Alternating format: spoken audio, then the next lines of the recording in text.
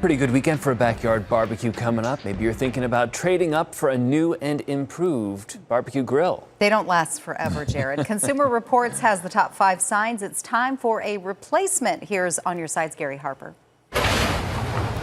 Joy Ross says it might be time for her family to get a new grill. We've been having trouble with the igniter. It won't light. If your grill is still under warranty, fixing it is a no-brainer. If it's not, here's Consumer Reports advice. Get a cost for the parts that need replacing, add it up, and if it's more than about half the cost of a new grill, it might be worth considering splurging. Here are the 5 things Consumer Reports says to look out for. Number 1, a firebox that's cracked or rusted through. Not only is it not going to cook well, but it's also unsafe. Consumer Reports says there's really no fix for a damaged firebox. You'll need to replace your grill.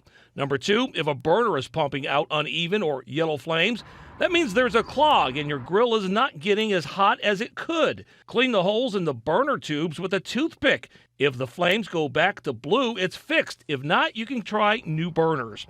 Number 3, grates that are flaking or cracked. Flaking grates need to be replaced because it can actually break off and get into your food. Number 4, cracked hoses and connectors. If you've got a leaking or cracked hose, replace it immediately. The last thing you want is a gas leak near an open flame. And finally, an iffy igniter. An igniter is a part you want to replace immediately when it starts to falter because gas can build up inside the grill. If you decide your grill needs replacing, Consumer Reports has tested more than 500 models. A few standouts for price and performance. This model from Even Embers and the Cuisinart 5 Burners Dual Fuel, available at Walmart. I'm Gary Harper, On Your Side.